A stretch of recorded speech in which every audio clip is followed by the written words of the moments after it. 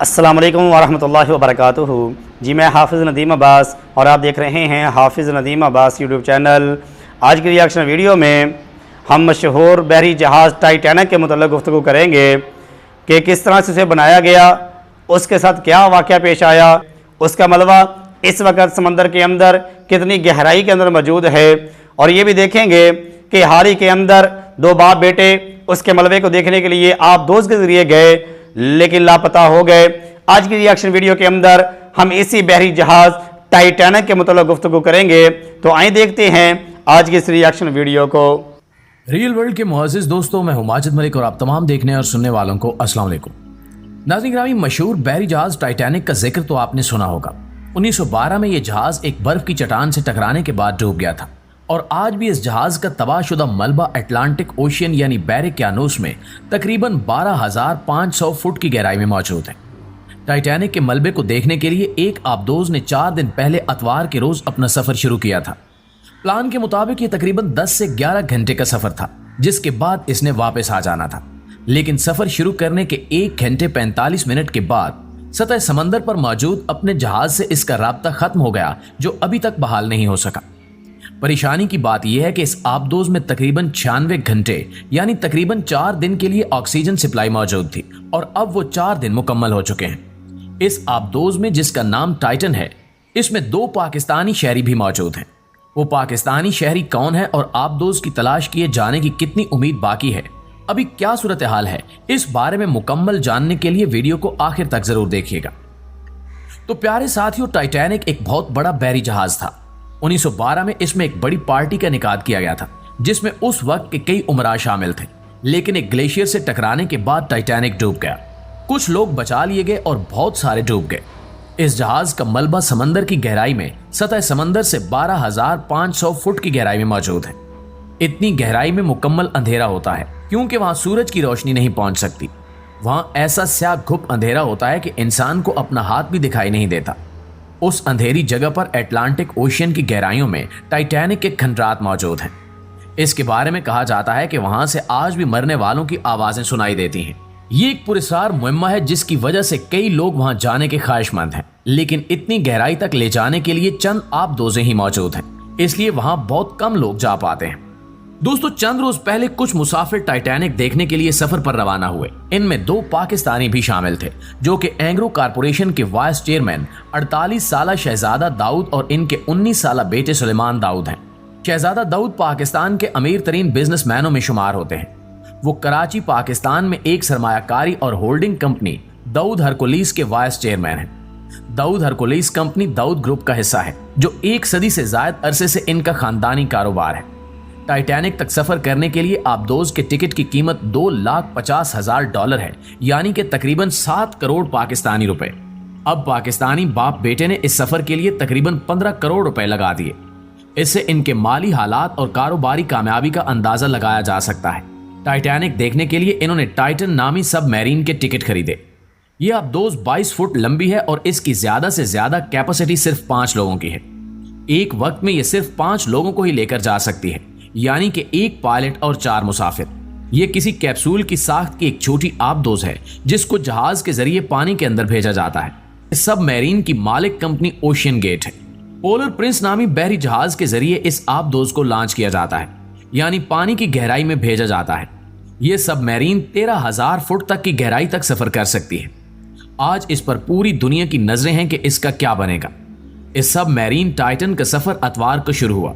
Plan کے مطابق یہ سفر 10 سے 11 گھنٹے بعد ختم ہو جانا تھا، اور اس آبدوز کو ٹائٹینک کے کھنڈرات دیکھنے کے بعد واپس سطح سمندر پر آ جانا تھا۔ آبدوز کو ٹائٹینک تک پہنچنے کے لیے 2 گھنٹے لگتے، مگر وہاں تک پہنچنے سے 15 منٹ پہلے سگنل دیا گیا کہ یہاں کوئی مسئلہ ہے۔ سمندر کے اندر جانے کے 1 گھنٹہ 45 منٹ بعد اس کا رابطہ اپنے جہاز سے ختم ہو گیا، اور تب سے اس کی تلاش جاری ہے۔ بدھ کے روز پیش کی جانے والی رپورٹ کے مطابق اس آبدوز میں صرف کچھ ہی گھنٹے کی آکسیجن باقی رہ گئی تھی، اور ان اطلاعات کے مطابق آج جمعرات کو 4 بجے تک وہ آکسیجن سپلائی ختم ہو جانا تھی۔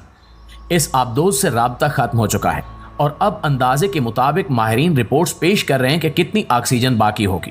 بہت پریشان کن صورتحال بن چکی ہے۔ ایک تو یہ اندازے کے مطابق نہ صرف آکسیجن کی سپلائی ختم ہو چکی ہے، بلکہ اگر ہم امید رکھیں کہ آکسیجن ابھی باقی ہوگی تب بھی ممکن ہے کہ یہ سب مسافر ایسی جگہ پر پھنسے ہوئے ہوں جہاں مکمل اندھیرا ہے، اور اس صورتحال میں ان کو پینک اٹیکس بھی ہو سکتے ہیں، یعنی کہ ایسی صورتحال میں شدید خوف کے باعث انسان کو دورے پڑنے لگتے ہیں۔ ان اٹیکس کی وجہ سے جسم زیادہ آکسیجن استعمال کرتا ہے، اور ایک مسئلہ یہ ہے کہ جس گہرائی پر یہ آبدوز سفر کرنے کے لیے گئی تھی، اس گہرائی پر سمندر کی تہہ میں بہت زیادہ ٹھنڈ ہوتی ہے۔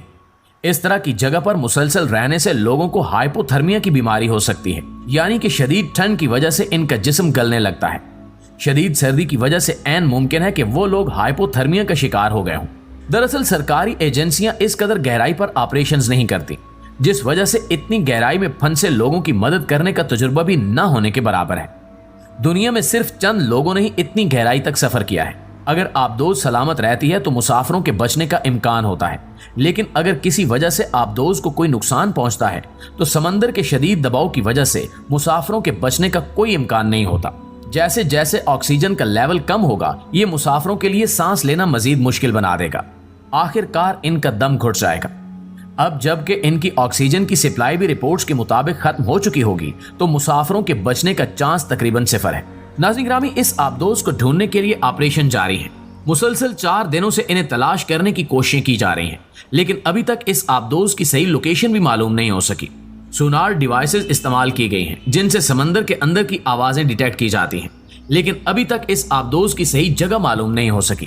پہلے اس آبدوز کو ڈیٹیکٹ کیا جائے گا، یعنی اس کی صحیح لوکیشن معلوم کی جائے گی، اور اس کے بعد اس کو واپس ساحل سمندر تک لے کر آنا ایک الگ مشکل مرحلہ ہوگا۔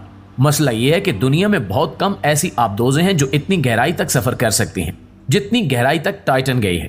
اب اس کو ریسکیو کرنے کے لیے ایسی ہی آبدوز چاہیے جو کہ اتنی گہرائی تک جا سکے، لیکن چونکہ ان کی تعداد بہت کم ہے اس لیے اسے تلاش کرنے میں پریشانی کا سامنا کرنا پڑ رہا ہے، اور اگر اس کی صحیح لوکیشن پتہ کر بھی لی جائے تو ایسا سامان لانا پڑے گا جو کہ سمندر کے اندر بھیجا جائے اور وہ اس آبدوز کو زنجیروں کے ذریعے واپس نکال سکے۔ کوششیں جاری ہیں اور مسافروں کے اہل وطن اور خاندان ان کی واپسی کے لیے دعا گو ہیں۔ دوستو، اب تک کئی لوگوں کی طرف سے یہ سوال بھی اٹھایا گیا ہے کہ اٹلانٹک اوشین میں یہ وہ جگہ ہے جہاں ٹائٹینک بھی ڈوبا اور اب یہ آبدوز بھی وہاں جا کر گم ہو گئی اور اس کا رابطہ بھی ختم ہو گیا۔ تو سوال یہ ہے کہ وہاں ایسی کون سی قوت ہے یا ایسی کیا چیز ہے کہ جہاں جا کر جہاز ڈوب جاتے ہیں اور ان کا رابطہ ختم ہو جاتا ہے۔ اس سے پہلے سائنس نے جو بلیک ہول اور برمودا ٹرائی اینگل دریافت کیے ہیں، اس طرح کی کوئی دلچسپ کہانی یہاں بھی شروع ہوتی نظر آتی ہے، جس سے وقت کے ساتھ ہی پردہ اٹھے گا۔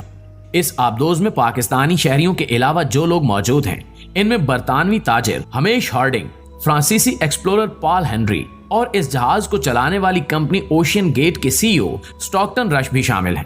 برطانوی تاجر ہارڈنگ ایکشن ایویشن نامی کمپنی کے چیئرمین ہیں، جو بین الاقوامی کارپوریشنز، سربراہان مملکت اور تفریح اور کھیلوں کی صنعتوں سے وابستہ لوگوں کو طیارے فروخت کرتی ہیں۔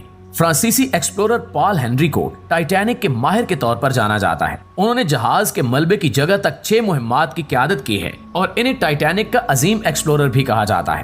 اسٹاکٹن رش اوشین گیٹ کے سی ای او لاپتہ ٹائٹن مہم کے پائلٹ ہیں۔ دوستو، اس موقع پر جب کہ ٹائٹن کی تلاش جاری ہے، ایک رئیس نامی شخص کی طرف سے ٹائٹن کے سفر کے بارے میں رائے سامنے آئی ہے۔